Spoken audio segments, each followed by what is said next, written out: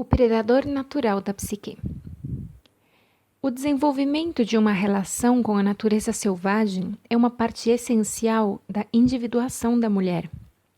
Para que isso possa se realizar, a mulher precisa penetrar nas trevas, mas ao mesmo tempo não pode cair irreparavelmente numa armadilha, ser capturada ou morta, seja no caminho de ida, seja no de volta. A história do Barba Azul fala desse carcereiro, o homem sinistro que habita na psique de todas as mulheres, o predador inato. Ele é uma força específica e indiscutível que precisa ser contida e mantida na memória. Para conter o predador natural da psique, é necessário que as mulheres permaneçam de posse em todos os seus poderes instintivos. Alguns deles são o insight, a intuição, a resistência, a tenacidade no amor, a percepção aguçada, o alcance da sua visão, a audição apurada, os cantos sobre os mortos, a cura intuitiva e o cuidado com seu próprio fogo criativo. Na interpretação psicológica, recorremos a todos os aspectos de contos de fadas para nos ajudar a representar o drama interno à psique de uma única mulher. O Barba Azul simboliza um complexo profundamente recluso que fica espreitando as margens da vida da mulher, observando à espera de uma oportunidade para atacar. Embora ele possa se apresentar simbolicamente de modo semelhante ou diferente nas psiques masculinas, é um inimigo ancestral e contemporâneo dos dois sexos. É difícil compreender totalmente a força do Barba Azul por ser ela inata, ou seja, inerente a todos os seres humanos desde o instante do nascimento. E, nesse sentido, não tem origem consciente. No entanto, creio que temos uma pista de como sua natureza se desenvolveu no pré-consciente dos seres humanos, pois a história do Barba Azul é chamado de mágico fracassado.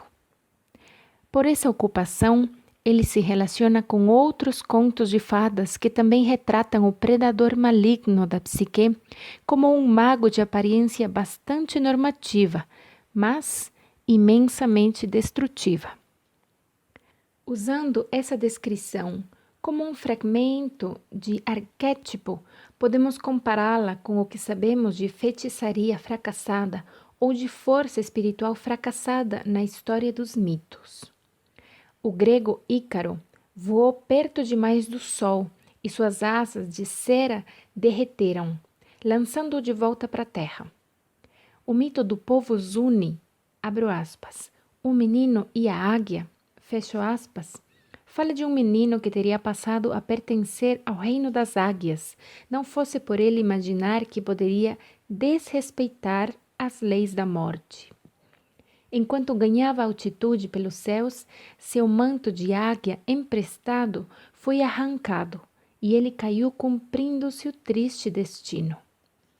Na mitologia cristã, Lúcifer reivindicou igualdade com Jeová e foi expulso para o inferno. No folclore, há uma série de aprendizes de feiticeiros que ousaram ingenuamente se aventurar além do nível real de seus conhecimentos, ou que tentaram transgredir a natureza. Foram punidos com ferimentos ou cataclismos. Enquanto examinamos esses leitmotiv, vemos que os predadores neles retratados desejam a superioridade e o poder sobre outros. Eles sofrem de uma espécie de inflação psicológica pela qual desejam ser mais sublimes do que o inefável, tão importantes quanto ele e iguais a ele. Esse inefável é aquele que, por tradição, distribui e controla as forças misteriosas da natureza, incluindo-se os sistemas da vida e da morte e as leis da natureza humana, e assim por diante.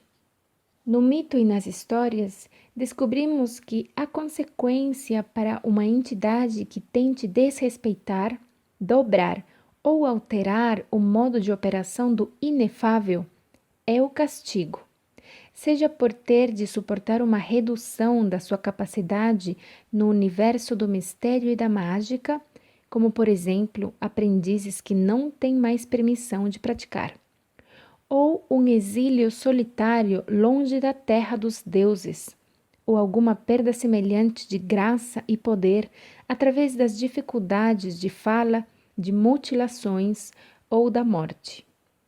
Se formos capazes de entender o Barba Azul como representante interior de todo o mito do proscrito, poderemos também compreender a solidão profunda e inexplicável que às vezes se abate sobre ele, nós, em virtude do fato de ele vivenciar um exílio permanente da salvação.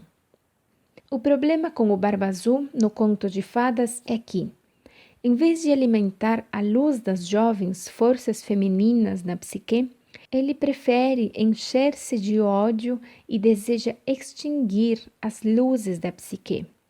Não é difícil imaginar que, numa conformação tão maligna, esteja enredado alguém que um dia desejou ultrapassar a luz e caiu em desgraça por essa razão.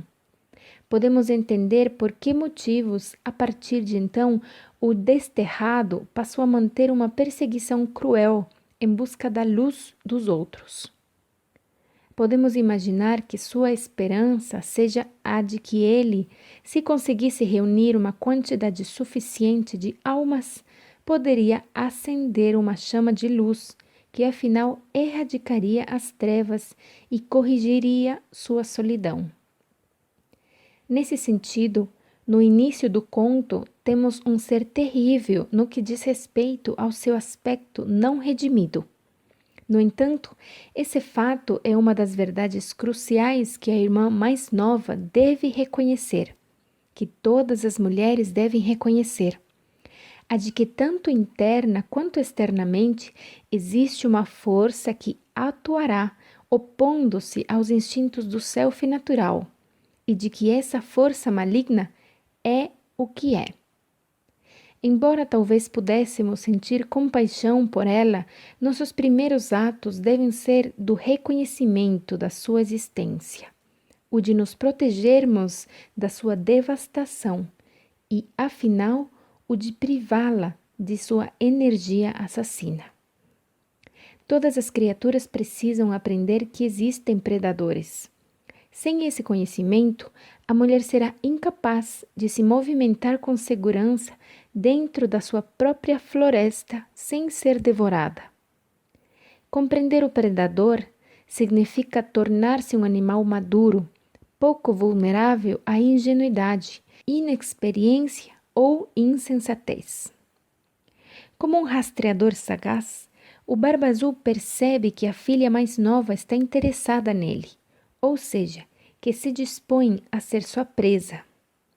Ele a pede em casamento e, num momento de exuberância juvenil, que é muitas vezes uma mistura de loucura, prazer, felicidade e interesse sexual, ela diz sim. Que mulher não reconhece esse enredo?